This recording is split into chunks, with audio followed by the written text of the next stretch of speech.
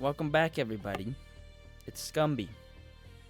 Um, yeah, we're back with another little commentary gameplay, I'm gonna use these first few clips to talk about the whole situation with Blizzard because we just get absolutely creamed, okay? So enjoy watching that.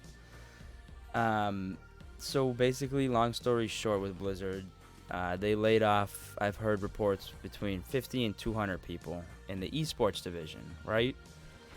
Um, and then Bobby Kotek, their current CEO at Blizzard Activision, decided to take that $200 million pay raise, or not pay raise, I'm sorry, bonus, on top of his massive salary. That part I think he's a piece of shit for. The part that I think that everyone is kind of forgetting about is that they laid these people out from the esports division. Not much is going on right now.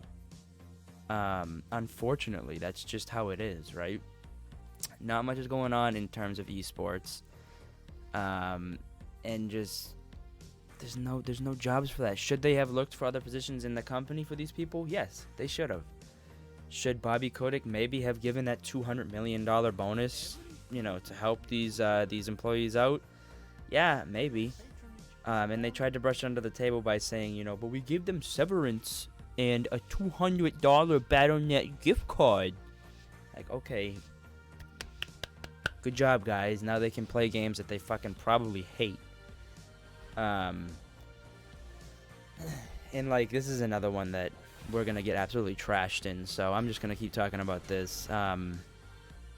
Basically, I applied to some jobs in Blizzard, right? Like, I got out of college. I still have I have a job, but it's not what I want to be doing.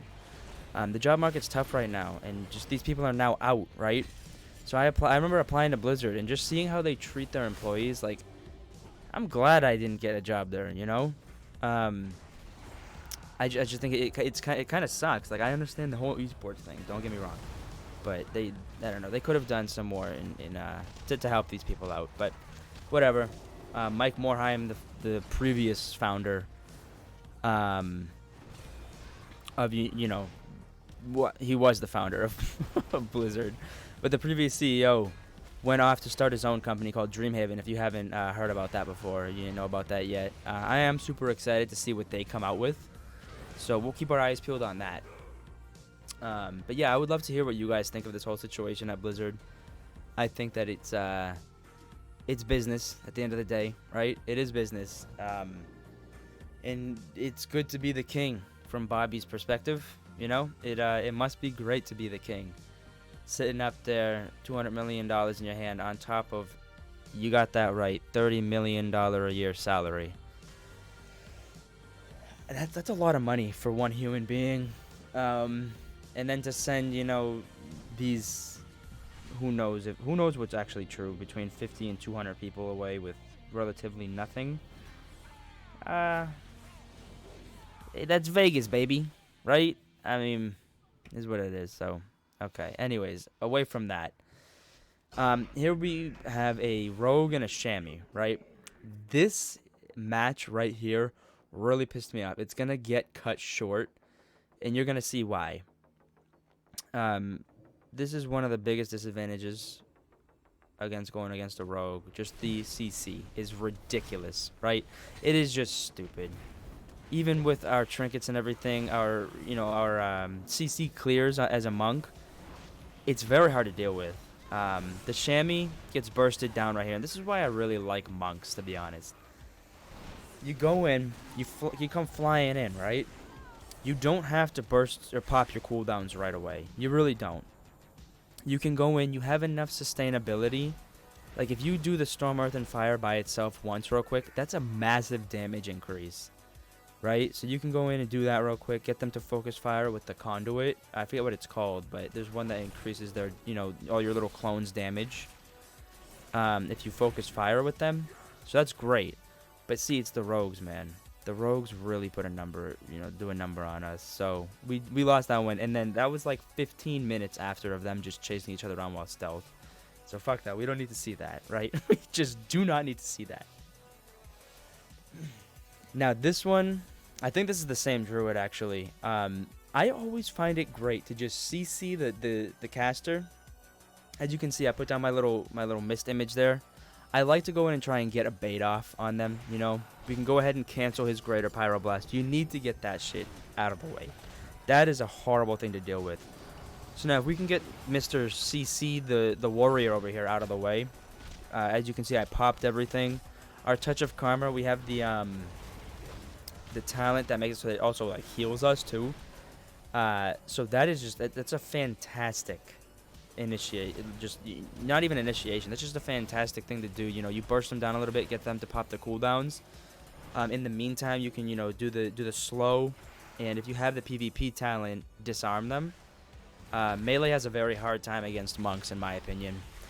And I'm with Kiefer's Skyreach, right, with the legendary.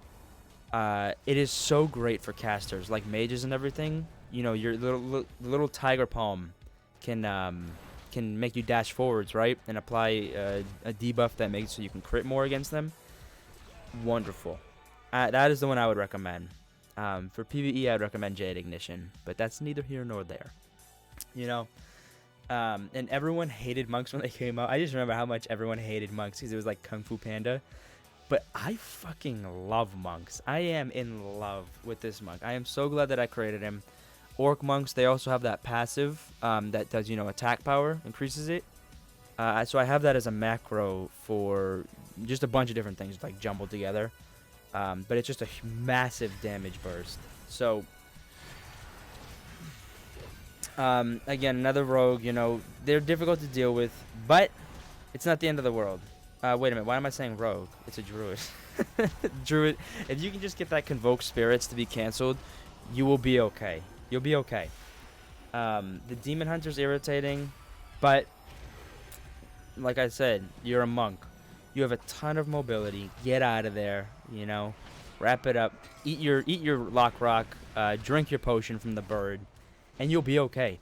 Honestly, the potion from the Phial of Serenity that you get from the little Kyrian guy is insanely helpful. If that's not your covenant and you're thinking about changing it, that's insanely helpful. Plus the mastery bonus from the Weapons of War, whatever it's called. It all bundles together really great. The only other one that I would probably use is Maldraxxus for like the meat shield thing. That's just like a nice little initiation thing. You pop it, you can rush in, and you can just kind of tank up until that shield breaks, do some damage, and then you still have your Touch of Karma and cooldowns. So I was thinking about doing that, but I just don't want to level up another Kyrian or another Covenant thing. You know what I mean? So this is our last fight here. We got a Holy Pally and a Balanced Druid. Is that what they're called? I'm pretty sure they're called Balanced Druids. And unfortunately for them, it was a 2v3. But hey, you get to see two people get absolutely clobbered. And this is also going to bring us, to the end of our video. So, I mean, I noticed that a lot of people enjoyed this type of video before. So maybe I might just be doing these types of videos where, just talk over some arena gameplay. It's always fun to see. But yeah, I really hope you enjoyed this one. I think I will be making more videos like this. And I'll be trying to stumble less on my words. So thank you all for tuning in. I hope you have a great rest of your day. And if you like this video, please leave a like, subscribe. There will be more. So thank you all very much. And peace out.